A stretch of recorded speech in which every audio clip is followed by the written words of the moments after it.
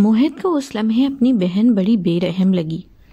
اسے اندازہ ہو گیا تھا کہ وہ اس موضوع پر گفتگو کرنا نہیں چاہتی جو موہت کے لیے خوشی کے ساتھ ساتھ تکلیف کا بھی باعث بنتا تھا۔ موہت نے شکوہ کناں نظروں سے اسے دیکھا جو لاپرواہی سے کسی مشہور انگلش سانگ کو گنگناتے ہوئے یہ بھول گئی تھی کہ کسی دور میں یہ سانگ بھی وہ تینوں بلند آواز میں گایا کرتے تھے۔ مجھے ہر حال میں تم سے ملنا ہے بس۔ رامز کے لہجے میں بے چینی، بے تابی اور بے صبری وہ اتنی دور ہوتے ہوئے بھی محسوس کر سکتی تھی۔ تکیے کے ساتھ ٹیک لگاتے ہوئے اس نے فون پر دوسری طرف موجود رامز کو تسلی دی۔ تم یہاں پہنچو تو صحیح، پھر دیکھتے ہیں۔ وہ نمکو کا جار گود میں رکھ کر اب ٹانگیں پھیلا کر بڑی فرصت سے نیم دراز ہو گئی۔ میں اس شہر میں داخل ہونے کے بعد سب سے پہلے تمہارا چہرہ دیکھنا چاہتا ہوں، اس لیے تم فوراً ایئرپورٹ آ جاؤ۔ مونگ پھلی کا دانہ منہ میں ڈالتے ہوئے وہ اس کی فرمائش پر ہنس پڑی تھی۔ وہ ابھی کراچی سے سوار بھی نہیں ہوا تھا اور اسے ایئرپورٹ پر ابھی سے پہنچنے کا کہہ رہا تھا۔ تم سوچ نہیں سکتی کہ میں نے تمہیں کتنا مس کیا۔ محبت سے بھرپور لہجہ اس کی سماعتوں سے ٹکرا کر اسے عجیب سی سرشاری بخش رہا تھا۔ تم میرا لکی بانڈ بن گئی ہو ماہم۔ دوسری طرف وہ بڑی ترنگ میں تھا۔ اس کی اس بات پر ماہم کھلکھلا کر ہنس پڑی۔ نمکو کے جار میں اس کی ساری دلچسپی ختم ہو گئی تھی۔ وہ اب صرف اور صرف رامز علی کی طرف متوجہ تھی جس کا لہجہ محبت کی شیرینی سے لبریز تھا۔ جب سے تم میری زندگی میں آئی ہو کامیابیوں نے میرا ہاتھ پکڑ لیا ہے۔ اس کی بات پر ماہم نے جی جان سے قہقہا لگایا۔ خیر ہے نا، یہ فون پر کون سے لطیفے سنے جا رہے ہیں؟ عائشہ نے اس کے بیڈ روم میں بڑا کامیاب چھاپا مارا تھا۔ اسے دیکھتے ہی ماہم نے فوراً خدا حافظ کہہ کر فون بند کر دیا۔ کچھ نہیں یار، رامز کا فون تھا، اسے ایک فارم میں بہت شاندار جاب مل گئی ہے۔ ماہم کی اطلاع پر اس نے برا سا منہ بنایا اور اس کے ساتھ ہی بیڈ پر ڈھیر ہو گئی۔ کتنی فضول لڑکی ہو تم، اکیلے اکیلے سیر سپاٹے کر کے میرا خیال آ گیا تمہیں۔ ماہم کو بر وقت یاد آیا کہ وہ بھوربن ٹرپ کے بعد پہلی دفعہ اس سے مل رہی ہے۔ او، اکیلی کہاں تھی؟ بابا، ماما اور بھائی بھی سب ساتھ تھے۔ اس نے فوراً تصحیح کی۔ اس قدر ہنگامی دورے کی وجہ؟ ماہم نے حیرت سے پوچھا۔ وہ اس دن موہت کے بھڑک جانے کے بعد دانستہ عائشہ کی طرف نہیں گئی تھی۔ بس یار، بھائی بہت اپسیٹ تھا، اس لیے بابا نے ساری ایکٹیویٹیز کینسل کر کے پروگرام بنا لیا، لیکن کوئی خاص مزہ نہیں آیا۔ کیوں؟ ماہم کو تعجب ہوا۔ بس یار، ماما بھائی کی وجہ سے اپسیٹ تھیں۔ عائشہ نے بیزاری سے تکیہ گود میں رکھتے ہوئے بتایا۔ بھائی صاحب اپنی 1.5 انچ کی مسجد بنائے ہوئے تھے اور بابا کو وہاں کچھ اپنے فرینڈز مل گئے تھے، ایسے ہی بیکار گئے 3 دن۔ عائشہ کی صاف گوئی پر وہ کچھ سنبھل کر گویا ہوئی۔ ہاں، موہت نے قنوطیت اور مایوسی کی چادر کو خواہ مخواہ اوڑھ لیا ہے۔ نہ وہ ایڈمنسٹریشن کو جوائن کرنا چاہتا ہے اور نہ ہی کوئی اور ایکٹیویٹی کرنے کو تیار۔ ماہم کو بھی اس سے کافی شکایتیں تھیں۔ وہ کبھی بھی ایسا نہیں تھا ماہم۔ عائشہ نے فوراً اس کی بات رد کی۔ اتنے بڑے سانحے کے بعد بھی وہ 3-4 ماہ بالکل ٹھیک ٹھاک رہا تھا، لیکن ہم لوگ بزی ہوئے تو اسے لگا کہ ہم اسے نظر انداز کر رہے ہیں۔ بس اسی سوچ نے اسے سب سے بددل کر دیا۔ خیر، ایسی بھی کوئی بات نہیں، ہم سب تو ویسے کے ویسے ہی ہیں۔ وہ ضرورت سے زیادہ حساس ہو گیا ہے۔ ماہم نے منہ بناتے ہوئے لوشن اٹھایا اور ہاتھوں کا مساج شروع کر دیا۔ اس کی حساسیت بھی تو ہمارے ہی بدلتے رویوں کی مرہون منت ہے۔ ہم سب سمجھنے لگے ہیں کہ شاید وہ زندگی کی دوڑ میں اب ہمارا ساتھ نہیں دے پائے گا۔ عائشہ کے لہجے میں اپنے بھائی کے لیے چھلکنے والا دکھ بڑا فطری سا تھا۔ یار، وہ جس طرح ہر وقت جلی کٹی سناتا ہے، کون اس کے پاس جا کر بیٹھے گا؟ طنزیہ گفتگو اور شعلہ برساتی آنکھیں، وہ کسی طرح بھی پہلے والا موہت نہیں لگتا۔ ماہم نے سارا قصور اسی کے کھاتے میں ڈال دیا تھا۔ عائشہ اسے بہت کچھ کہتے کہتے چپ کر گئی۔ چھوڑو ان باتوں کو، یہ بتاؤ کیا ہو رہا ہے آج کل؟ کچھ نہیں یار، وہی کلینک کی مصروفیات، وہی سکون نہیں لینے دیتی۔ ماہم نے سستی سے جمائی لی۔ انکل جواد نے کلینک کا سیٹ اپ بڑا کیا ہے، خود بھی پاکستان آ رہے ہیں، ایک سائیکیٹرسٹ اور 2 سائیکولوجسٹ کی بھی تقرری کی ہے، بس اسی سلسلے میں کچھ زیادہ مصروف ہوں۔ تم سناؤ؟ ماہم نے مساج کریم ڈریسنگ پر رکھتے ہوئے اس سے پوچھا۔ میری تو ایگزیبیشن سر پر سوار ہے، بابا نے میریٹ میں ہال کی بکنگ کروا دی ہے، بس دن رات میں وہی کام نمٹا رہی ہوں۔ عائشہ نے کوشن سر کے نیچے رکھتے ہوئے تفصیل سے بتایا۔ وہ آج کافی دن کے بعد ماہم کی طرف آئی تھی۔ اوہ، میریٹ سے مجھے یاد آیا کہ ایک مشہور برانڈ کی لان کی بھی وہاں ایگزیبیشن چل رہی ہے، آج شام میں وزٹ نہ کر کے آئیں؟ ماہم بڑے جوش سے اٹھ بیٹھی تھی۔ توبہ ہے ماہم، تم شاپنگ کے لیے کیسے ہر گھڑی تیار کامران رہتی ہو؟ عائشہ نے بیزاری سے اس کا پرجوش چہرہ دیکھا تھا۔ اور تم کتنی پوستی اور آدم بیزار لڑکی ہو، دنیا سے نرالے شوق ہیں تمہارے، کچی بستیوں میں جانا ہو، کوئی سوشل ورک کرنا ہو تو 1 منٹ میں تیار ہو جاتی ہو۔ ماہم نے کھا جانے والی نظروں سے اسے دیکھا تھا، جس کے ماتھے پر پینٹ لگا ہوا تھا۔ وہ منہ ہاتھ دھوئے بغیر ادھر آ گئی تھی۔ میری تیاری کو کون سا وقت لگتا ہے؟ 2-4 منہ پر چھینٹے مارے، سن گلاسز، بیگ اور سیل فون اٹھایا اور تیار شیار۔ ہاں، اور آج تو منہ پر 2-4 چھینٹے مارنے کی بھی زحمت نہیں کی۔ بندہ گھر سے نکلتے ہوئے کم از کم منہ تو دھو لیتا ہے۔ ماہم کو اس کی لاپرواہی پر بعض دفعہ بہت غصہ آتا تھا۔ یار مجھے کس نے دیکھنا ہے؟ پھر کسی شاعر نے میرے لیے ہی کہا ہے، نئے کپڑے بدل کے جاؤں کہاں اور بال بناؤں کس کے لیے؟ عائشہ ابھی بھی غیر سنجیدہ تھی۔ نئے کپڑے پہن کر بھی تم جس انداز سے گھومتی ہو، لگتا ہی نہیں ہے کہ نئے ہیں یا پرانے، پتہ نہیں کون سی بڈھی روح گھسی ہوئی ہے تمہارے اندر۔ ماہم سخت چڑی تھی۔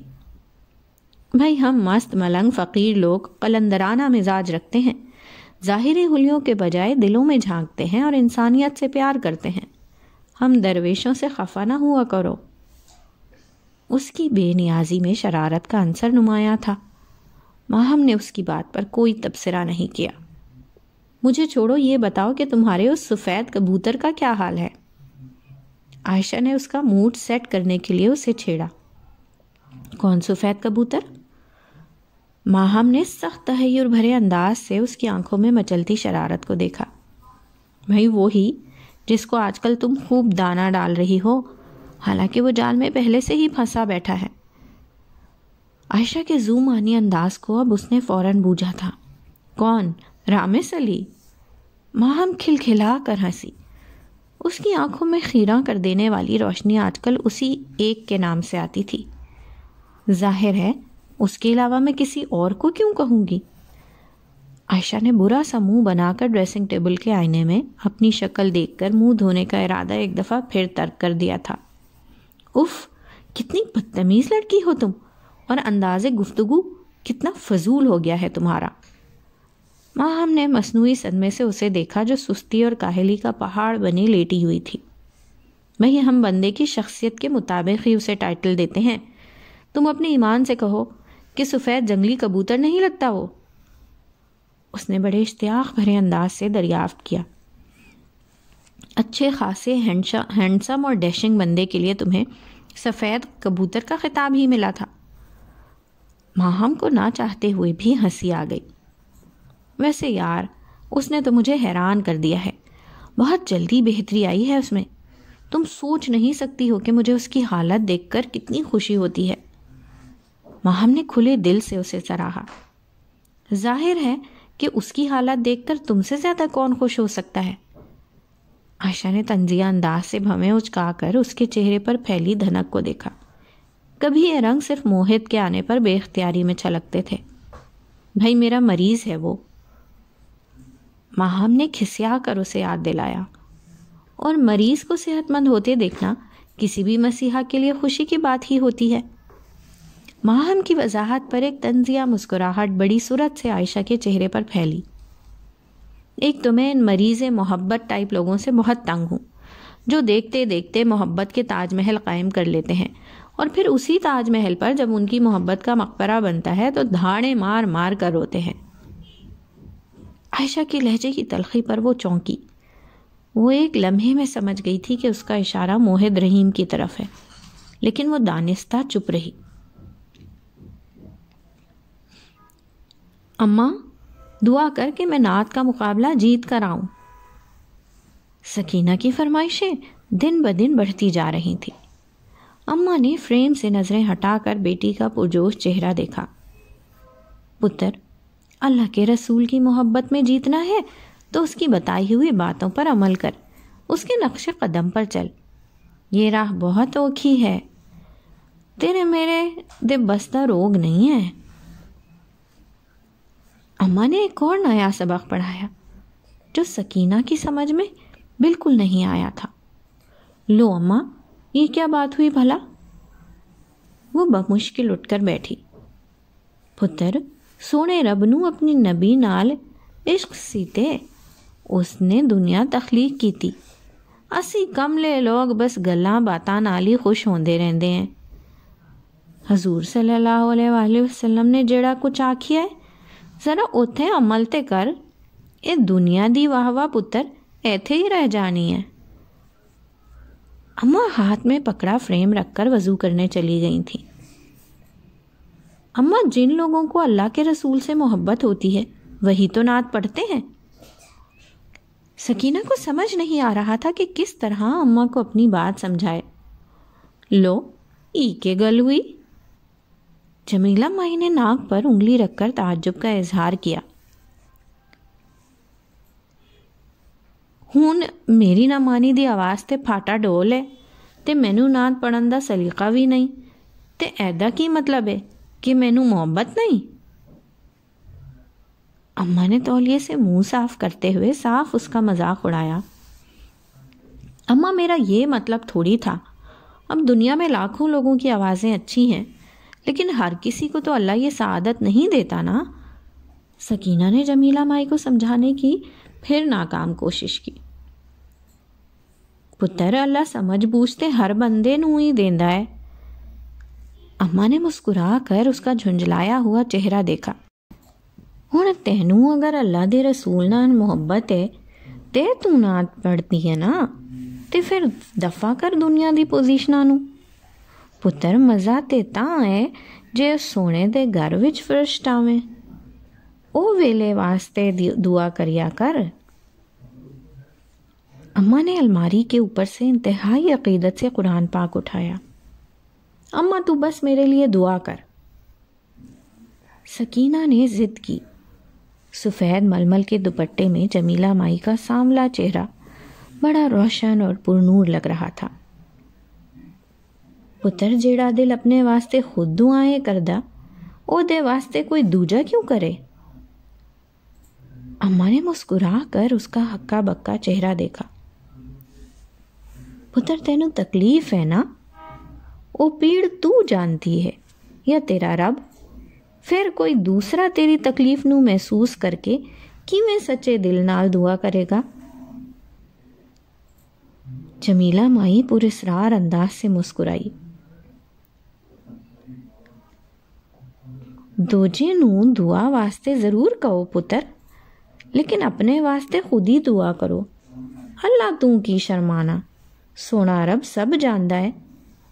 پھر بھی ادا کہدا ہے کہ میرے کولوں منگو، او دیاں حکمتاں اوہی جانے۔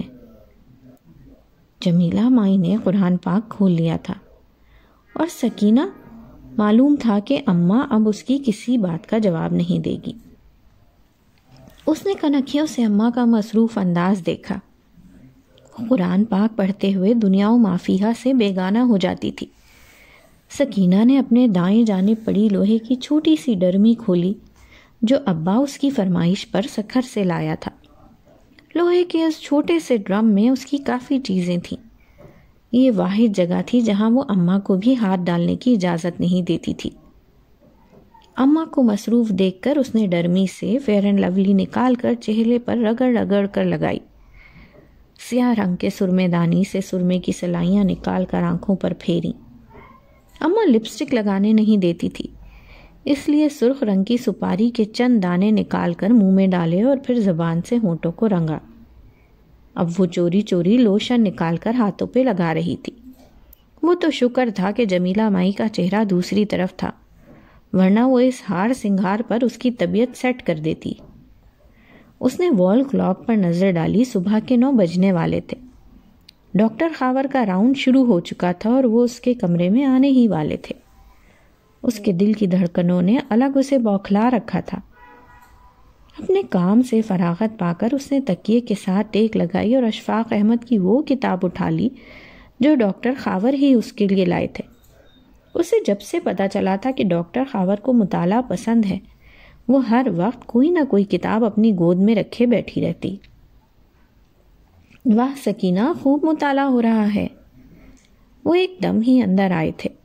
ان کے ساتھ ڈاکٹر زویا کو دیکھ کر سکینہ کے دل پر مایوسی کے وائرس نے بڑا زوردار حملہ کیا۔ اماں نے بھی انہیں دیکھ کر فوراً قرآن پاک بند کر دیا تھا۔ ماشاءاللہ، آج تو بڑی فریش لگ رہی ہیں۔ ڈاکٹر خاور نے اس کی فائل کو دیکھتے ہوئے ہلکے پھلکے لہجے میں کہا۔ سکینہ کا رنگ ایک دم گلابی ہو کر مزید سیاہ لگنے لگا تھا۔ اس کی پلکوں پر ارتعاش کی کیفیت کو محسوس کرتے ہوئے ڈاکٹر زویا نے بے اختیار بے چینی اور ناگواری سے پہلو بدلا۔ یہ سکینہ نے ہونٹوں پر کیا لگایا ہے؟ جمیلہ مائی کی جانچتی نظروں نے ایک لمحے میں بیٹی کی تیاریوں کو محسوس کیا۔ بھائی سکینہ، ایکسرسائز سے باقاعدگی سے ہو رہی ہے نا؟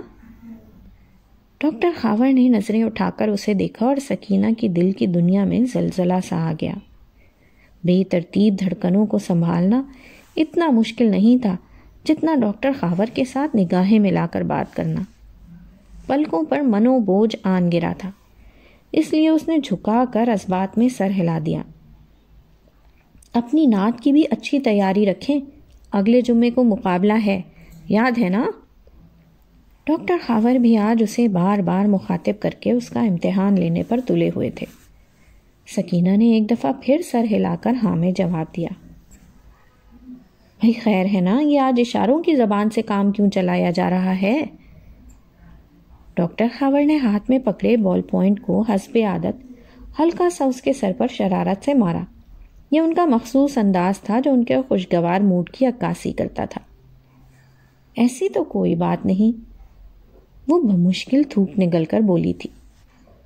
ڈاکٹر زویا نے ایک دفعہ پھر رسٹ واچ پر بیزاری سے وقت دیکھا، اور وہ تو شکر تھا کہ ڈاکٹر خاور جمیلہ مائی سے حال احوال پوچھ کر فوراً کمرے سے باہر نکل گئے، جبکہ سکینہ سوچ رہی تھی، ایک ایسا شخص جس کی محبت خون کے ساتھ آپ کے شریانوں میں گھوم رہی ہو، جس کو دیکھ کر دل باغی ہو جائے، پلکیں اپنا سارا بوجھ آنکھوں پر ڈال دیں اور دھڑکنیں شرارت سے گنگنانے لگیں، سماعتیں اس شخص کی آہٹوں کو محسوس بھی کرنے لگیں، تو ایسے شخص کی آنکھوں میں آنکھیں ڈال کر بات کیسے کی جا سکتی ہے؟ تائی، یہ اپنی سکینہ آج ماشاءاللہ کتنی ٹھیک ٹھاک لگ رہی ہے نا؟ جاجی جو اماں کے لیے گرما گرم جلیبیاں لے کر ابھی ابھی پہنچا تھا، سکینہ کو دیکھ کر چونک گیا۔ سکینہ ایک دم ہی حقیقت کی بے رحم دنیا میں واپس آئی تو سامنے سرخ خانوں والا رومال کندھوں پر رکھے جاجی کو دیکھ کر اس کا حلق تک کڑوا ہو گیا۔ جا کر اپنی آنکھوں کا علاج کروا۔ اسے ایک دم ہی غصہ آیا۔ اس کی پرشوق نگاہیں سکینہ کو زہر لگ رہی تھیں۔ کیوں جی؟ جاجی شوخی سے بولا۔ وہ ابھی ابھی حمام سے نہا کر لٹھے کا سفید کرتا پہن کر آیا تھا۔ میرے پاس تیری فضول باتوں کا کوئی جواب نہیں۔ سکینہ کو جاجی کی شوخ نگاہوں سے سخت الجھن ہوئی، جبکہ جاجی کو اس کی جھنجھلاہٹ بڑا لطف دیتی تھی، اس لیے وہ کرسی گھسیٹ کر اماں کے پاس بیٹھ گیا۔ اسے اسی طرح جمے دیکھ کر سکینہ نے بیزاری سے قدرے رخ موڑ لیا، جبکہ جاجی کی محیفیت میں کوئی کمی نہیں آئی تھی۔ سکینہ کو اپنی پشت پر 2 سرمے سے بھری آنکھوں کی موجودگی سخت جھنجھلاہٹ میں مبتلا کر رہی تھی۔ گوال منڈی کے مین بازار میں بنا یہ 5 مرلے کا گھر خستگی اور بوسیدگی کا جیتا جاگتا اشتہار تھا۔ اس گھر کے سامنے والے حصے میں 3 دکانیں بھی تھیں، جن کی وجہ سے پیچھے بنا گھر خاصا تنگ و تاریک سا نظر آتا تھا۔ 2 کمرے، چھوٹا سا باورچی خانہ، برآمدہ اور صحن پر مشتمل اس گھر میں صرف 2 ہی مکین رہتے تھے۔ ایک کمرے میں 60 سالہ بیمار خاتون تھیں جن کی نگاہوں میں انتظار جم سا گیا تھا، جبکہ اس کے ساتھ اس کی جوان بیٹی جس کی شادی کی فکر نے اس بیمار وجود کی نیندیں اڑا رکھی تھیں۔ سامنے والے کمرے میں 2 پلنگ تھے جن پر کاٹن کی پرانی اور بد رنگ چادریں بچھی ہوئی تھیں۔ کمرے میں موجود واحد میز پر کتابیں، قلمدان، روشنائی کی دوات اور ایک پرانا سا لیمپ تھا۔ اس میز کے پاس رکھی کرسی کا رنگ اڑا ہوا تھا اور اس کی پشت ادھڑی ہوئی تھی۔ صبح ہی سے ہونے والی بارش نے سنائلہ کو سخت بیزار کر رکھا تھا۔ برآمدے کی چھت کئی جگہوں سے ٹپکتی تھی جن کے نیچے اس نے کہیں جگ تو کہیں بالٹی وغیرہ رکھ کر احتیاطی تدابیر اختیار کرنے کی کوشش کی تھی۔ اس وقت بھی وہ چھت سے دھلے ہوئے کپڑوں کا ڈھیر سنبھالنے میں بے حال تھی، جبکہ ٹپ ٹپ گرتے پانی کی آواز اس کے اعصاب پر ہتھوڑی کی طرح برس رہی تھی۔ شہیر کا فون آئے گا تو اسے کہوں گی کہ کہیں سے پیسوں کا بندوبست کرے، کم از کم ان بوسیدہ چھتوں کا تو کوئی علاج ہو۔ اس نے 1000 بار کی سوچی ہوئی بات دل میں دہرائی تھی، لیکن اسے یہ بھی پتا تھا کہ 3 سال سے کویت میں گئے بھائی سے یہ بات کرنا بھی بذات خود ایک دشوار کن مرحلہ ہے۔ اس کے پاس اپنی مجبوریوں کی ایک لمبی داستان تھی جس میں سر فہرست اس کی عمر میں اس سے 13 سال بڑی درجن بیوی کے میکے کے مسائل تھے۔ اچھے خاصے جاذب میں نظر بھائی کی عقل کو نہ جانے کیا ہوا تھا جو اس نے کویت میں جاتے ہی اپنے پڑوس میں رہنے والی ایک ڈھلتی عمر کی خاتون سے دھواں دار عشق کے بعد شادی کر لی تھی۔ یار میں کبھی کبھی سوچتی ہوں کہ اتنے ان رومانٹک ماحول میں رہتے ہوئے بھی تم کس طرح اتنی رومانوی کہانیاں تخلیق کر لیتی ہو۔ پڑوس میں رہنے والی نابیہ دروازہ کھلا دیکھ کر سیدھی وہیں آ گئی تھی۔ اسے سیلن زدہ باورچی خانے کے فرش پر بیٹھے پیازوں کی چھانٹی کرتے ہوئے دیکھ کر اس نے شرارتاً کہا، یار وہ کام بھی آج کل کھٹائی میں پڑا ہوا ہے، عجیب سی بیزاری ہے، ایک لفظ بھی نہیں لکھا جاتا۔ سنائلہ نے سڑے ہوئے پیاز ایک شاپر میں ڈالتے ہوئے برا سا منہ بنایا۔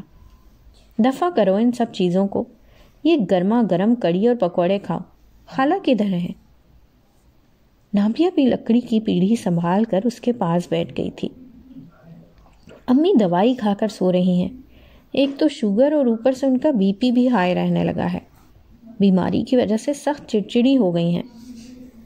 سنائلہ نے فریج سے گوندھا ہوا آٹا نکالا۔ کڑی اور پکوڑے دیکھ کر اس کا بھوک کا احساس جاگ اٹھا تھا۔ خیریت، پھر کوئی ٹینشن لے لی ہوگی انہوں نے؟ وہ اس کے گھر کے تمام حالات سے آگاہ تھی۔ اس کی بات پر ایک تلخ سی مسکراہٹ سنائلہ کے چہرے پر ٹھہر سی گئی۔ یار ابا کے انتقال کے بعد سے تو خیریت نام کا لفظ ہی ہماری ڈکشنری سے نکل گیا ہے۔ ددیال والوں نے ویسے ہی آنکھیں ماتھے پر رکھ لی اور ننیال میں صرف ایک ماموں تھے جو 7 سمندر جو پار جو گئے تو دوبارہ مڑ کر نہیں دیکھا۔ اس کی رنجیدگی پر نابیہ کچھ بے چین ہوئی۔ یار آج کل مارکیٹ میں ایسے ہی رشتے دار آ رہے ہیں، اس لیے ان سے تو کوئی توقع ہی نہ رکھو۔ نابیہ نے اسے تسلی دی۔ ابا کے انتقال کے بعد ان دونوں خواتین کو پڑوس میں رہنے والی اس فیملی کا ہی آسرا تھا۔ دونوں خاندان 25 سال سے وہیں آباد تھے۔ یار ٹینشن ان کی نہیں، شہیر کے رویے کی ہے۔ ہم 2 ہی تو بہن بھائی تھے، اس نے بھی کویت میں جا کر آنکھیں ماتھے پر رکھ لی ہیں۔ اس کی افسردگی پر نابیہ نے اس کے ہاتھ سے پیڑا لے کر روٹی بیلنی شروع کر دی تھی۔ شہیر تو شروع ہی سے انتہائی خود پسند اور خود غرض بندہ تھا، اس سے تو بھلائی کی توقع رکھنا ہی فضول ہے۔ نابیہ نے بڑی مہارت سے گرم توے پر روٹی ڈالی۔ اسے اپنی بہترین دوست کے اکلوتے بھائی کی خود غرض فطرت اور بے حسی آزردہ تو کرتی تھی، لیکن وہ اس معاملے میں کچھ بھی کرنے سے قاصر تھی۔ یار کچھ بھی تھا، لیکن بھائی تو تھا نا میرا۔ سنائلہ کی مسکراہٹ میں عجیب سی بے بسی تھی، جبکہ اس کی بات پر نابیہ تڑخ کر بولی، محترمہ تم نے خود ہی تو اپنی کسی کہانی میں لکھا تھا کہ دنیا میں بعض رشتہ دار ایسے ہوتے ہیں جن کے ہونے یا نہ ہونے سے کسی دوسرے کو کوئی فرق نہیں پڑتا۔ زندگی میں بعض چیزوں کو صفحات پہ لکھنا جتنا آسان ہوتا ہے، حقیقی زندگی میں ان پر عمل کرنا اتنا ہی مشکل۔ بعض الفاظ جب حقیقت کا لباس اوڑھ کر مجسم سامنے آ جائیں تو ان کو دیکھنے سے ہی آنکھیں جلنے لگتی ہیں. ان کو چھو کر محسوس کرنا تو بہت دور کی بات ہے. وہ کسی گہری سوچ کے تانے بانے میں الجھی ہوئی تھی. بعض چیزوں کی حقیقت کو جتنی جلدی سمجھ لیا جائے زندگی اتنی جلدی آسان ہو جاتی ہے، ورنہ خود کو دھوکہ دے کر بندہ کتنی دیر خوش رہ سکتا ہے. نابیہ نے گرم گرم روٹی رومال میں لپیٹتے ہوئے سنائلہ کو سمجھانے کی کوشش کی. یار مسئلہ میرے سمجھنے کا نہیں، امی کی سمجھ کا ہے. اس کی آواز میں نمی کی آمیزش تھی. نابیہ نے سوالیہ نظروں سے اسے دیکھا. انہیں یہ غلط فہمی ہے کہ ان کے صاحبزادے نے ادھیڑ عمر درزن صاحبہ سے شادی کسی مجبوری میں کی ہوگی. اس کے انداز میں کثیف سی مایوسی اور جھنجھلاہٹ تھی. شادی تو اس نے واقعی مجبوری میں ہی کی ہوگی، لیکن ایسی مجبوری جس میں شہیر صاحب کی اپنی کوئی بڑی آسانی چھپی ہوئی ہوگی. برا مت ماننا، بڑا حسابی کتابی ہے تمہارا بھائی. نابیہ کی بات پر وہ پھیکے سے انداز میں مسکرائی. یار دکھ اس کی شادی کا نہیں، اس کی بے مروتی اور بے حسی کا ہے. اول تو موصوف فون ہی نہیں کرتے، اور اگر کبھی ہمارا فون اٹھا لیں تو مجبوریوں کی نہ ختم ہونے والی ایک لمبی فہرست ہوتی ہے اس کے پاس. سنائلہ کے چہرے پر ایک تاریک سا سایہ دوڑا. امی نے کل اسے فون پر کہا کہ پیسے بھیجو، گھر کی مرمت کروانی ہے. اس نے بے مروتی سے کہا کہ گھر میں آپ اور آپی ہی تو ہیں، کیا ضرورت ہے؟ اگر زیادہ ہی مسئلہ ہے تو پھر تینوں دکانوں کا جو کرایہ آتا ہے اسے اس مد میں خرچ کر لیں. سنائلہ کی بات پر نابیہ کو اپنا سارا ضبط ہوا میں تحلیل ہوتا ہوا محسوس ہوا. اس احمق کو یہ نہیں پتا کہ اس گھر میں رہنے والے 2 مکینوں کے سارے اخراجات انہی دکانوں کے کرائے سے ہی پورے ہوتے ہیں. ابھی تو وہ قرضہ بھی اتارنا ہے جسے لے کر موصوف کویت گئے تھے، بلند و بالا دعوے کر کے. نابیہ نے غصے سے ہاتھ میں پکڑا بیلن باقاعدہ بیلن پر پٹخا تھا. کویت جا کر اس کی یادداشت خاصی کمزور ہو گئی ہے. اسے سب کچھ بھول گیا ہے، یہ بھی کہ ان دکانوں کا کرایہ ہے ہی کتنا. وہ ناخن کھرچتے ہوئے سخت افسردہ تھی. اسے یہ بھی یاد نہیں کہ پہلے بھی ان 3 دکانوں کے کرائے سے گھر بمشکل چلتا تھا. اب تو امی کی بیماری اور وہ قرضہ بھی شامل ہو گیا ہے جو وہ خود لے کر گیا تھا. اس کی آنکھوں میں نہ جانے کیوں پانی آئے جا رہا تھا. سب پتا ہے اسے، ایویں ڈرامے کرتا ہے. نابیہ کے لہجے میں طنز کی کاٹ تھی. ابھی اس پر ادھیڑ عمر عورت کا عشق سوار ہے، اس لیے مت ماری گئی ہے اس کی. ویسے بھی بڑی عمر کی عورت کا عشق جوان بندے کو نرا خوار ہی کرتا ہے. سنائلہ کے لہجے میں گہرا دکھ پوشیدہ تھا.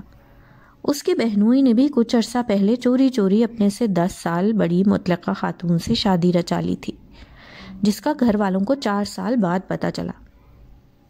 ایک بات بتاؤں؟ سنائلہ کے چہرے پر نمودار ہونے والی پراسرار سی مسکراہٹ پر نابیہ نے فوراً چونک کر دیکھا. جب کوئی ادھیڑ عمر مرد کسی الہڑ یا بالی عمر کی لڑکی سے محبت کرتا ہے تو اس کے پیچھے پاگل ضرور ہوتا ہے، لیکن اپنے حواس پھر بھی برقرار رکھتا ہے. لیکن جب کوئی جوان مرد اپنے سے دگنی عمر کی عورت کے عشق میں گرفتار ہوتا ہے تو وہ اندھا گونگا اور بہرا ہو جاتا ہے. وہ اپنے دماغ کی چابی کسی اندھے کنویں میں پھینک دیتا ہے اور بس دل کے سرکش گھوڑے پر اس وقت تک سوار رہتا ہے جب تک اسے کوئی ٹھوکر نہیں لگتی. سنائلہ کے لہجے میں کوئی گہرا مشاہدہ چھپا ہوا تھا. ویسے یار شہیر تو عشق کے کھیل سے پہلے ہی انتہائی بدلحاظ، بے مروت اور پیدائشی خود غرض بندہ تھا. نابیہ نے صاف گوئی سے کہا. یاد نہیں تم سے 4 سال چھوٹا ہونے کے باوجود ہر اچھی چیز اچک کر لے جاتا تھا. اس کی یادداشت میں ماضی کے بہت سے واقعات محفوظ تھے. سنائلہ کھانے کی ٹرے لے کر خاموشی سے باہر نکل آئی تھی. دفع کرو شہیر کو. یہ بتاؤ تم ماہم منصور کے پاس گئی تھیں؟ نابیہ نے اس کے پیچھے ہی صحن میں بارش کے بعد دھلا دھلایا آسمان بہت روشن اور چمکیلے لگ رہا تھا. وہ دونوں انار کے پیڑ کے نیچے چارپائی پر بیٹھ گئی. ہاں یار گئی تھی. بہت مہنگی سائیکالوجسٹ ہے، لیکن میری تحریروں کی قدردان تھی، اس لیے اس نے آئندہ سیشن میں سختی سے کوئی بھی فیس ادا کرنے سے منع کیا ہے. ثنائلہ نے خفیف سا ہنس کر بتایا، وہ ماہم کے پاس نابیہ کی کسی دوست کے توسط سے گئی تھی۔ میں نے سنا ہے کہ رچ کر خوبصورت ہے وہ۔ ناچیہ نے شوخی سے آنکھ کا کونا دبایا تو وہ اس کی شرارت پر بے اختیار ہنس پڑی۔ وہ اس قدر خوبصورت ہے کہ لڑکی ہو کر میرے لیے اس پر سے نظر ہٹانا دشوار ہو رہا تھا۔ چاندی جیسا اجلا جسم اور رنگت جیسے کسی نے دودھ میں ہلکا سا روح افزا ملا دیا ہو۔ واقعی؟ نابیہ کے تجسس کو مزید ہوا ملی۔ اور اپنے اس نامعقول ہیرو کو دوبارہ کہیں دیکھا؟ اس نے سلاد کھاتے ہوئے عجلت میں پوچھا تھا۔ نہیں یار، 3 دفعہ جناس اوپر جا چکی ہوں۔ اس کو اللہ جانے زمین کھا گئی ہے یا آسمان نگل گیا۔ ثنائلہ کے لبوں پر پھیکی سی مسکراہٹ ابھری۔ مجھے تو وہ تمہاری نظر کا دھوکہ لگتا ہے۔ مان لو ثنائلہ زبیر کہ تمہارا مضبوط تخیل تمہیں بے وقوف بنا رہا ہے، اور کچھ نہیں۔ نابیہ نے اسے سمجھانے کی ایک اور ناکام کوشش کی۔ اگر وہ تخیل اتنا طاقتور اور خوبصورت ہے تو یار مجھے نام نہاد تلخ حقیقتوں کی کوئی ضرورت نہیں۔ وہ سر جھکائے جیسے اپنے کسی گناہ کا اعتراف کر رہی ہو۔ نابیہ نے سخت حیرت سے اپنے سامنے چارپائی پر بیٹھی اس مصنفہ کو دیکھا جو اپنے ہی لفظوں کے سحر میں گرفتار ہو گئی تھی۔ اماں، یہ محبت کیا ہوتی ہے؟ ایک اداس سی شام سکینہ نے اچانک ہی بڑے عجیب لہجے میں جمیلہ مائی سے سوال کیا تھا۔ آسمان پر روئی کے گالوں کی طرح اڑتے بادلوں کو دیکھ کر سکینہ ضد کر کے لان میں آ گئی تھی۔ اماں اس کی ویل چیئر پھولوں کی کیاری کے پاس لے کر گئیں، جبکہ جمیلہ مائی خود سنگے مرمر کے بینچ پر اپنی تسبیح لے کر بڑی فرصت سے بیٹھ گئی تھی۔ اس وقت ہوا درختوں کے پتوں کے ساتھ اٹکیلیاں کر رہی تھی اور نم آلود جھونکے طبیعت کو خوشگوار سا احساس بخش رہے تھے۔ اماں بتا نا، یہ محبت کیا ہوتی ہے؟ سکینہ نے تتلیوں کو غنچوں کے ساتھ آنکھ مچولی کرتے دیکھ کر پوچھا۔ سکینہ پتر، کیوں دے سوال کرنی ہے؟ اماں نے گھنے پیڑ کی آغوش میں بیٹھی کوئل کو دیکھ کر بیزاری سے کہا۔ اماں بتانا ہے تو بتا دے، ایویں نخرے نہ کیا کر۔ سکینہ کی نازک مزاجی پر جمیلہ مائی ہنس کر بولی، پتر، محبت وہ چیز ہے جو اپنے رب سے ہو تو بندے کو سکون دیتی ہے، اور اگر سونے رب کے بندوں سے ہو جائے تو نرا خوار کرتی ہے۔ جمیلہ مائی نے سمندر کو کوزے میں بند کیا۔ اس کے جواب پر سکینہ الجھ کر آسمان پر موجود پرندوں کی ڈار کو دیکھنے لگی جو ایک ہی لائن میں محو سفر تھے۔ اچھا اماں، پھر یہ بتا کہ عشق کیا ہوتا ہے؟ سکینہ نے روئی کے گالوں جیسے بادلوں میں سورج تلاش کر ہی لیا تھا۔ نی سکینہ، تو آج کنے اوکھے اوکھے سوال کرنی ہے؟ میں ٹھہری جاہل کم عقل، مینوں کی پتا؟ جمیلہ مائی نے اپنے دل میں اٹھتی کرب کی لہر کو بمشکل دبایا۔ اماں بتا نا۔ سکینہ کچھ دنوں سے کافی ضدی ہوتی جا رہی تھی۔ اس کے لہجے میں اجلت بھرا اصرار تھا۔ پتر، تو نے کبھی بکریوں کا ریوڑ دیکھا ہے؟ جمیلہ مائی کے پورے اسرار انداز پر سکینہ کو سخت تعجب ہوا۔ بس یوں سمجھ کہ عشق اپنے اندر کی بکری کو مارنے کا نام ہے۔ جمیلہ مائی کی انتہائی عجیب بات پر وہ ایک لمحے کو ہکا بکا رہ گئی۔ لے اماں، یہ کیا بات ہوئی بھلا؟ سکینہ اس سخت بے دکھی بات پر بنا منا گئی۔ اس نے پھول کے ارد گرد گھومتے ایک آوارہ بھنورے کو بیزاری سے دیکھا۔ وہ میری جھلی دی بھلیے لوکے، یہ تو سیدھی سی گل ہے جو تیرے نکے سے دماغ میں نہیں گھس رہی۔ جمیلہ مائی کو کبھی کبھی اسے چھیڑنے میں بہت مزہ آتا تھا۔ ہاں تو خود سیدھی گل کرتی نہیں، اب بھلا یہ کیا بات ہوئی کہ عشق اپنے اندر کی بکری کو مارنے کا نام ہے؟ کتنی فضول بات لگتی ہے یہ۔ سکینہ نے جھنجھلا کر سر جھٹکا۔ اسے حقیقتاً اماں پر غصہ آ رہا تھا۔ میں 16 آنے درست گل کیتی ہے سکینہ۔ جمیلہ مائی نے انتہائی محبت سے اس کا خفا خفا سا چہرہ دیکھا۔ دیکھنا پتر، میں ٹھہری کملی نہ مانی، مجھ سے تو کیوں پڑھے لکھے لوگوں والی باتوں کی توقع رکھتی ہے؟ جمیلہ مائی نے اسے صفائی دینے کی کوشش کی، لیکن اس کا مزاج ہنوز سوا نیزے پر تھا۔ اماں تو ڈھنگ کی بات کیا کرنا۔ اپنی بیٹی کے جل کر دیے جانے والے مشورے پر جمیلہ مائی ہنس پڑی۔ دیکھ سکینہ، جس طرح بکری ہر ویلے میں کر دیے، اسی طرح عشق وچ اپنی اسی میں نو مارنا پیندا ہے۔ میری جند جان عشق وچ میں دا کوئی کم نہیں ہوندا، بس یہ نکی جئی گل ہے۔ اے نکتہ سمجھ وچ آ جاوے تے عشق دے سارے گنجل کھل جاندے دے۔ جمیلہ مائی کی اتنی سادہ بات پر وہ ششدر سی رہ گئی۔ اس نے سخت بے یقینی سے اماں کو دیکھا جو پھولوں کو ترنگ سے جھومتے دیکھ رہی تھی۔ اماں، یہ عشق دے گنجل کیسے کھلتے ہیں؟ سکینہ نے پریشانی سے اماں کا پرسکون چہرہ دیکھا۔ عشق دے گنجل کھولنے آسان نہیں پتر، بڑیاں اوکھیاں راواں نے عشق دا پنجا جس گل وچ پہ جاوے وہ بندہ ہی فنا ہو جاندہ ہے۔ اماں، مجھے تیری باتیں ککھ سمجھ نہیں آتی۔ سکینہ کی آنکھوں میں بیزاری کا تاثر خاصا گہرا تھا۔ پتر چھڈ دے اس گل نوں، چل میری سونی دھی، مجھے وہ نعت سنا جو تو ٹی وی پر پڑھے گی۔ اماں کی بات پر سکینہ کا دھیان تھوڑا سا بٹا تو صحیح، لیکن وہ ذہنی خلفشار کا شکار تھی۔ اماں، اس وقت گلے میں خراش سی ہے نا، تو ایسا کر شام کو سن لینا۔ سکینہ نے سراسر جمیلہ مائی کو ٹالا تھا، اور وہ ٹل بھی گئی تھی، جبکہ سکینہ اپنی ویل چیئر پھولوں کی کیاری کے پاس لے آئی، جہاں رنگ برنگی تتلیوں کو دیکھ کر وہ پلکیں جھپکنا بھول گئی۔ محبت کی تتلی ہر کسی کے ہاتھ نہیں آتی، اسے پکڑنے کی خواہش کرنا فضول ہے۔ کیاری پھلانگ کر اچانک ہی ڈاکٹر زویا سامنے آئیں۔ ان کا لہجہ تلخ اور چہرے پر ایک زہریلی سی مسکراہٹ دیکھ کر سکینہ کی رنگت فق ہو گئی۔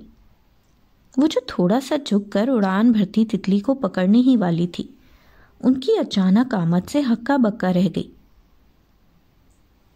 یہ تتلی اس وقت تو بالکل بھی ہاتھ نہیں آتی جب آپ کے پیروں کے نیچے زمین بھی اپنی نہ ہو۔ ڈاکٹر زویا کے چہرے پر ایک تمسخرانہ سا تبسم تھا۔ جمیلہ مائی بوکھڑا کر کھڑی ہو گئی تھیں۔ آپ میں بیٹی اس وقت یہاں ڈیرے ڈالے بیٹھی ہوئی ہیں، خیر ہے؟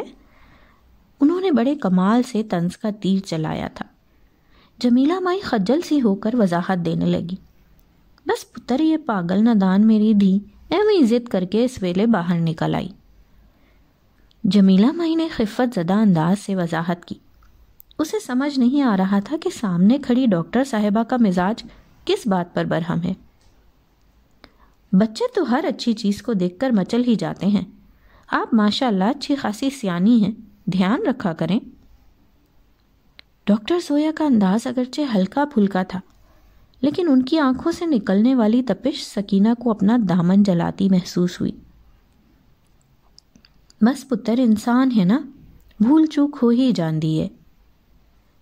جمیلہ مائی کو ڈاکٹر زویا کا پیغام جیسے ہی سمجھ آیا، ایک فطری سی پریشانی نے دل و دماغ کا احاطہ کر لیا تھا، جبکہ سکینہ ہراساں نظروں سے اس خوشنما تتلی کو دیکھ رہی تھی جو ڈاکٹر زویا کے خوبصورت ہاتھ پر بیٹھ چکی تھی، وہی تتلی جو کچھ دیر پہلے اس کے اپنے ہاتھ میں آنے والی تھی۔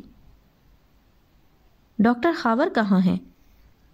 آپ بھول گئے آج منال پر ڈنر کرنا تھا ہم نے؟ سیل فون کان سے لگاتے ہوئے ڈاکٹر زویا کے لہجے میں عجیب سا استحقاق تھا۔ انہوں نے دانستہ وہاں کھڑے کھڑے کال ملائی۔ چل سکینہ پتر، اندھیرا پھیل گیا ہے، اندر چلیں۔ جمیلہ مائی نے انتہائی افسردگی اور رنجیدگی سے اپنی دھی کی ویل چیئر کو دھکیلا، جبکہ سکینہ کے چہرے پر صدمے کی انتہائی کیفیت تھی، جبکہ ہاتھوں میں کپکپاہٹ سی اتر آئی۔ آنسوؤں کی لکیریں اس کی کنپٹی سے دائیں بائیں بہہ رہی تھیں۔ یار، ایک دم فٹ اور لش سوٹ ہے یہ۔ ماہم نے ہاتھ میں پکڑا گہرے سبز رنگ کا فراک اپنے ساتھ لگا کر دیکھا۔ آئینے میں اس کا وجود اتنا حسین لگ رہا تھا کہ عائشہ کافی لمحوں تک اس پر سے ستائشی نظریں نہیں ہٹا سکی۔ یار ماما پاپا کی ویڈنگ اینیورسری کے لیے یہ زبردست ہے نا؟ ماہم کی توصیفی نظریں سوٹ پر جبکہ عائشہ کی اس کے چہرے پر ٹکی ہوئی تھیں۔ وہ آج ضرورت سے زیادہ چمک رہی تھی۔ لگتا تھا کہ اس نے کل کا سارا دن پارلر میں گزارا تھا۔ آج اس کے والدین نے اسلام آباد آرمی کلب میں سب کو ڈنر پر انوائٹ کر رکھا تھا۔ اس کی تیاریوں نے ماہم کو بے حال کر رکھا تھا۔ وہ عائشہ کو لے کر زبردستی سینٹورس مال پر آ گئی تھی، جس کا آج کل اسلام آباد شہر میں خوب چرچا تھا۔ یار اس سوٹ کا میرون رنگ بھی شاندار ہے، یہ تم اپنے لیے کیوں نہیں لے لیتی؟ ماہم نے اسی سوٹ کو عائشہ کے ساتھ لگا کر دیکھا تو وہ بدک کر پیچھے ہٹی۔ توبہ کرو ماہم، میں ایسے شوخ رنگ کب پہنتی ہوں؟ ماہم کا مشورہ اسے ایک آنکھ نہیں بھایا تھا، اس لیے وہ بڑی عجلت میں بولی، کیوں شوخ رنگ تمہیں کاٹتے ہیں کیا؟ ماہم برہمی سے گویا ہوئی، اگر رات کے فنکشن میں کوئی بوڑھی عورتوں والا کلر پہن کر آئیں تو گیٹ پر ہی عبرت کا نشان بنا دوں گی۔ ماہم نے انگلی اٹھا کر اسے دھمکی دی تو وہ بے ساختہ ہنس پڑی۔ یہ سرے عام کس کو دھمکیاں دے رہی ہیں ماہم آپ؟ رامس اچانک ہی سامنے مارک اینڈ سپینسر شاپ سے نکل کر ان کے پاس آیا۔ لو یہ چٹا ککڑ کہاں سے ٹپک پڑا؟ عائشہ کے بڑبڑاہٹ میں جھنجھڑاہٹ اور کوفت کے سبھی رنگ نمایاں تھے۔ تھینکس گاڈ کوئی تو ینگ بندہ مجھے نظر آیا، ورنہ یہ عائشہ تو مجھے سخت بور کر رہی تھی۔ کہاں گھوم رہے ہو ہینڈسم؟ وہ ماہم کی بے تکلفی اور طوطا چشمی پر پہلو بدل کر رہ گئی۔ بس یار اگلے ہفتے سے نئی جاب جوائن کرنی ہے، سوچا کہ کچھ شاپنگ کر لی جائے۔ وہ عائشہ کو نظر انداز کیے ماہم کو فدا ہونے والی نظروں سے دیکھنے میں محو تھا، جو چاکلیٹ کلر کے سوٹ میں دمک رہی تھی۔ اسے یوں ٹکٹکی باندھے ماہم کو دیکھتے ہوئے عائشہ کا بس نہیں چل رہا تھا کہ اٹھا کر نچلے فلور پر پھینک دے۔ دیٹس گریٹ رامس۔ ماہم نے کھلے دل سے اسے سراہا تو عائشہ کی پیشانی پر موجود شکنوں میں اضافہ ہو گیا۔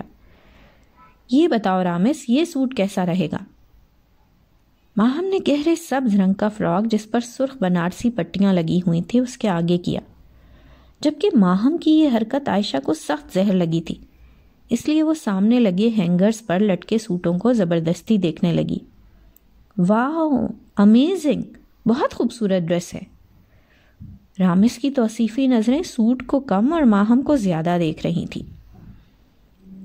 کمینی میرے ہاتھوں آج ضرور قتل ہوگی۔ عائشہ نے کھا جانے والی نظروں سے اسے دیکھا جو شوالہ جوالہ بنی سامنے آئینے میں اپنے ساتھ سوٹ کو لگا کر خود کو ہر زاویے سے دیکھ رہی تھی۔ اس کی ضرورت سے زیادہ خود اعتمادی بعض دفعہ عائشہ کے صبر کا خوب امتحان لیتی تھی۔ ڈریس اچھا ہے یا مجھ پر اچھا لگ رہا ہے؟ ماہم کی خود پسندی کو باہر نکلنے کے لیے کسی خاص وجہ کی ضرورت نہیں ہوتی تھی، اس کا تو عائشہ کو اچھی طرح اندازہ تھا۔ تمہاری خوبصورتی نے اس ڈریس کو زیادہ جاذب نظر بنا دیا ہے۔ اس کے ستائشی لہجے پر ماہم کھلکھلا کر ہنسی۔ پھر شام کو آ رہے ہو نا ڈنر پر؟ ماہم نے سوٹ کو اچھی طرح سے دیکھتے ہوئے رامس سے پوچھا تھا۔ اس سے پہلے کہ وہ جواب دیتا، ماہم کی کوفت سے لبریز آواز عائشہ کی سماعتوں سے ٹکرائی۔ او مائی گاڈ عائشہ دیکھو، اس کے دوپٹے میں تو یہ چھوٹا سا سوراخ ہے۔ وہ سخت پریشانی سے عائشہ کی جانب مڑی۔ کہاں؟ عائشہ نے جھک کر اس کی نظروں کے تعاقب میں دیکھا، یہ بہت چھوٹا سا سوراخ نہ جانے کیسے ماہم کو نظر آ گیا تھا۔ آپ کے پاس اسی رنگ میں کوئی اور پیس ہے؟ وہ سیلز گرل کی طرف مڑی، اس کی عجلت میں ایک فطری سی بےتابی تھی۔ سوری میم، یہ مشہور ڈیزائنر کا سوٹ ہے اور اس کے صرف 2 ہی سوٹ آئے تھے ہمارے پاس۔ سیلز گرل کے چہرے پر بڑی پروفیشنل سی مسکراہٹ چمکی۔ او نو، وہ سخت مایوس ہوئی، جبکہ عائشہ کو تو یہ سوچ کے ہی ہول اٹھنے لگے کہ ماہم کے ساتھ ایک دفعہ پھر بے شمار بوتیکس کی خاک دوبارہ چھاننی پڑے گی۔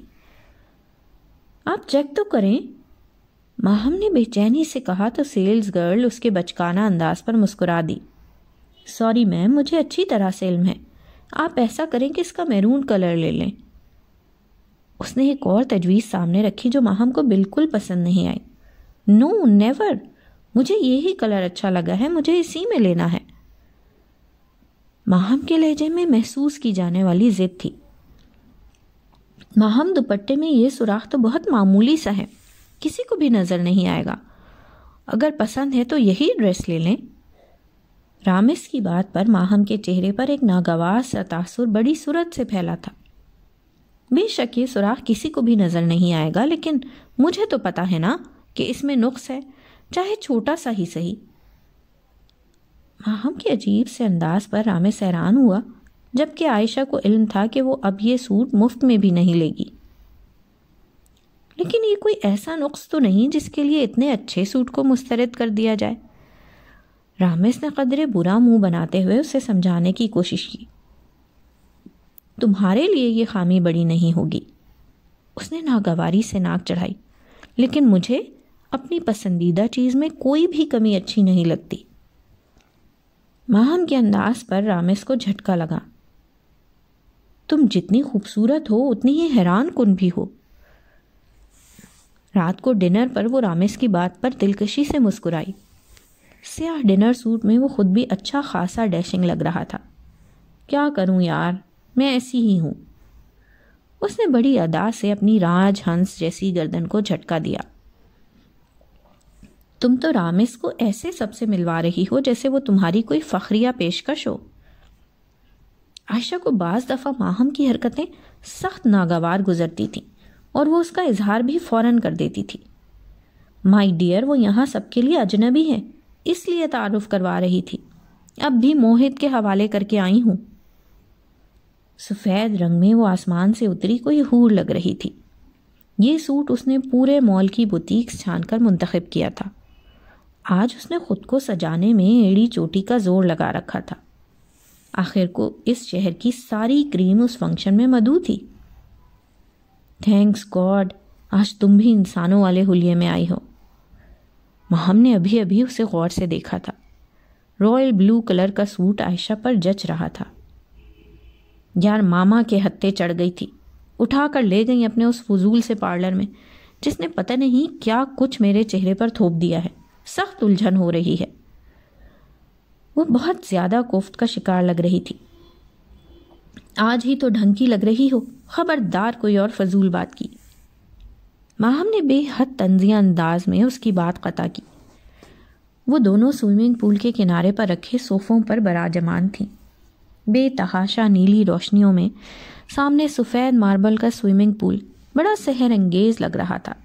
ایسا لگ رہا تھا جیسے کسی نے پانی میں نیلا رنگ گھول دیا ہو۔ آؤ موہت کے پاس چلتے ہیں، کہیں رامس بور ہی نہ ہو رہا ہو۔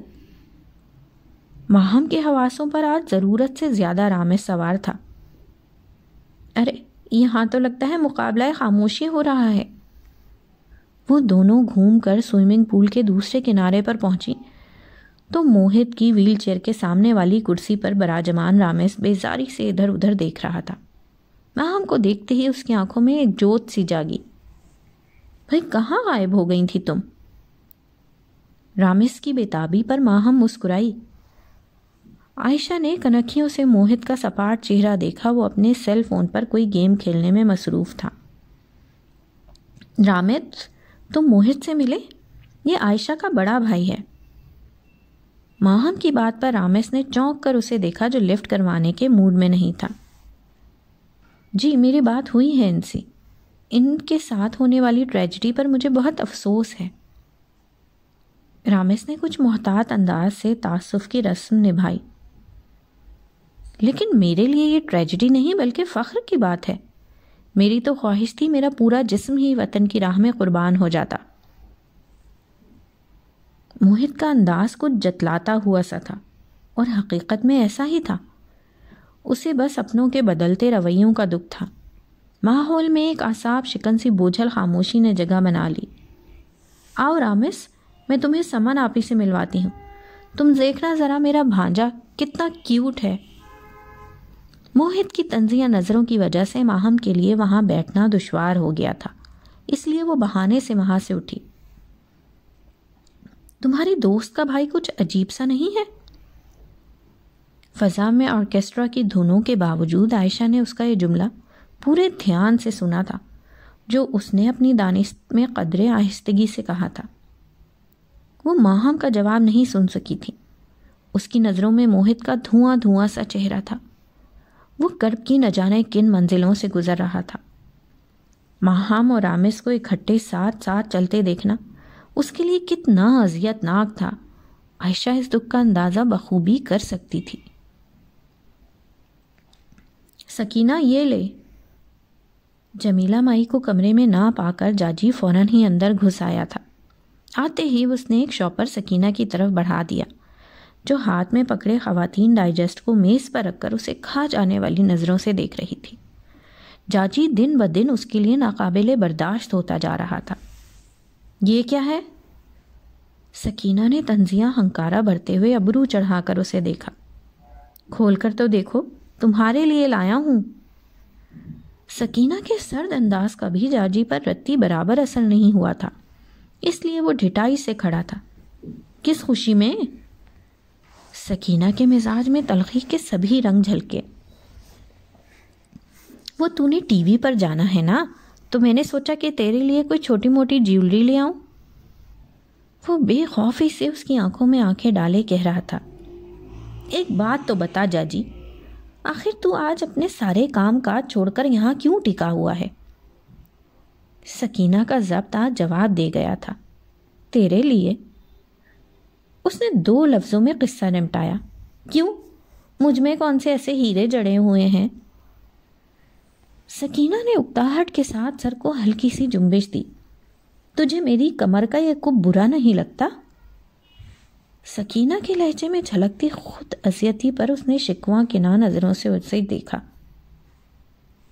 مجھے تمہاری کمر کا کب نظر ہی نہیں آتا، مجھے تو کسی دیس کی پری لگتی ہے۔ جاجی نے اس کی آنکھوں میں آنکھیں ڈال کر اعتماد سے کہا تھا۔ اس کی بات پر اس نے بے چینی سے پہلو بدلا۔ اس کی آنکھوں سے چھلکتے محبت کے پیمانے سکینہ کو خوفزدہ کر گئے۔ اگر تجھے اتنا بڑا پہاڑ نظر نہیں آتا تو فوراً اپنی آنکھیں چیک کروا کے آ سرکاری اسپتال میں۔ وہ ایک دم مشتعل ہوئی۔ کملی، جب بندہ محبت کی اینک لگا کر اپنے محبوب کو دیکھتا ہے نا، تو اسے ہر طرف وہی نظر آتا ہے جو اس کا دل اسے دکھاتا ہے۔ میرے دل کی آنکھ سے ذرا خود کو دیکھ، تجھے زندگی بہت خوبصورت لگے گی۔ جاجی نے بھی آج اظہار کا موقع ہاتھ سے جانے نہیں دیا تھا۔ اس کی آنکھوں میں چمکتے ستارے سکینہ کو وحشت میں مبتلا کر رہے تھے۔ تیری تو مت ماری گئی ہے، اب میرا یہاں رہ رہ کر دماغ خراب نہ کر۔ صبح سے ایک تو کمر کے درد نے اور اب جاجی کے دل کے انوکھے راگ اس کو بیزار کر رہے تھے۔ اس کا وہ تو خیریت رہی کہ اماں کمرے میں آ گئی تھی۔ اعجاز علی پتر، یہ میرے والے موبائل میں لوڈ تو کرا دے، تیرے تائے سے بات کرنی ہے مجھے۔ جمیلہ مائی کے چہرے پر پھیلی تشویش پر جاجی نے فکر مندی سے دیکھا۔ تائی ضروری بات کرنی ہے تو میرے والے نمبر سے کر لے۔ جاجی نے فراخ دلی سے اپنا سیٹ اماں کی طرف بڑھایا۔ باہر جا کر بات کرتی ہوں، اندر ڈھنگ سے آواز نہیں آتی۔ جمیلہ مائی نے کمرے سے نکلتے ہوئے جاجی کو بھی آنکھ سے اپنے پیچھے آنے کا اشارہ کیا۔ تائی کیا ہوا؟ خیر تو ہے نا؟ جاجی نے باہر نکلتے ہی بےتابی سے پوچھا۔ بس پتر، اللہ سونا کرم کرے اپنا، سکینہ دے ڈاکٹر نے بلایا سی۔ جمیلہ مائی کے چہرے پر پھیلی رنجیدگی کی گہری تہ جاجی کو فوراً ہی نظر آ گئی تھی۔ کیا کہا ڈاکٹر نے؟ اعجاز کی ساری حصیں بیدار ہوئیں۔ اللہ سائیں رحم کریں ہم پر، سکینہ کی رپورٹیں ٹھیک نہیں آئیں پتر۔ جمیلہ مائی کی قوت برداشت قابل رشک تھی، جبکہ جاجی کے چہرے کا رنگ 1 سیکنڈ میں فق ہوا تھا۔ وہ حواس باختہ انداز سے اماں کا افسردہ چہرہ دیکھ رہا تھا۔ ڈی واٹسن کے گلاس ڈور کو تیزی سے دھکیل کر نکلنے کی کوشش میں وہ سامنے والے بندے سے بری طرح ٹکرائی۔ میڈیسن والا لفافہ اس کے ہاتھ سے چھوٹ کر دور جا گرا تھا۔ ایک لمحے کو تو عائشہ کا دماغ سن سا ہو گیا تھا، آنکھوں کے آگے ستارے محو رقص تھے، جب ایک انتہائی مہذب لہجہ اس کی سماعتوں سے ٹکرایا۔ محترمہ آپ ٹھیک ہے نا؟ دیواریں چین سے ٹکرانے کے بعد کون بندہ ٹھیک رہ سکتا ہے؟ وہ دونوں ہاتھوں سے سر کو تھامے بلند آواز میں بڑبڑائی تھی۔ جی کیا کہا آپ نے؟ سامنے والے کو بات تو سمجھ آ گئی تھی، لیکن تصدیق کے لیے اس نے دوبارہ پوچھا۔ عائشہ نے سر اٹھا کر دیکھا تو سامنے اسے جھٹکا سا لگا۔ وہی شخص اپنے چہرے پر بڑی جاندار سی مسکراہٹ سجائے، اس کی آنکھوں میں ایک دم ہی ڈھیروں جگنو چمک اٹھے تھے۔ مانا کہ میں نے اس دن آپ کو پینٹنگ نہیں دی، لیکن اس کا یہ مطلب تھوڑی تھا کہ آپ میرا سر ہی توڑ دیں۔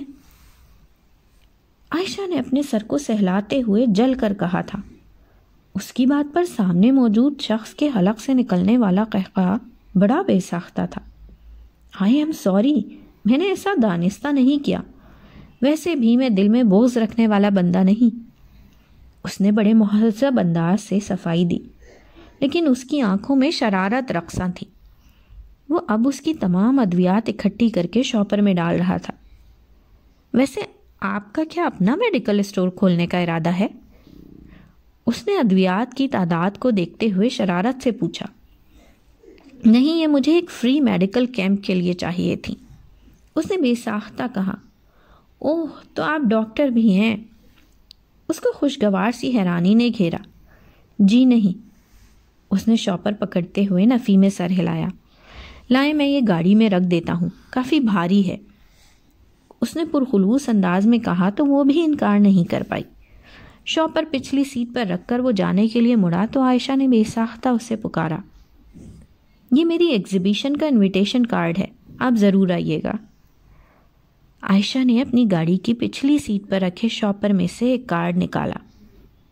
آپ مجھے کارڈ نہ بھی دیتی تو میں ضرور آتا، وہ زیر لب مسکراتے ہوئے بولا تھا۔ آپ کو یاد تھا کہ ایگزیبیشن کب ہے؟ عائشہ نے اس کی سحر انگیز آنکھوں سے بمشکل نظریں چرائیں۔ میری یادداشت الحمدللہ بہت عمدہ ہے، آپ نے اس دن بتایا تو تھا، اس لیے میں نے آرٹ گیلری سے تمام تفصیلات لے لی تھیں۔ اس کی بات پر عائشہ نے اچنبھے سے اسے دیکھا۔ آپ نے میری مطلوبہ پینٹنگ بنا لی نا؟ اس کا پریقین لہجہ اسے چونکا گیا۔ جی ہاں، لیکن ایگزیبیشن سے پہلے میں آپ کو نہیں دوں گی۔ عائشہ کی سادگی پر وہ مسکرایا۔ مائی گاڈ، آپ نے واقعی پینٹنگ بنا لی؟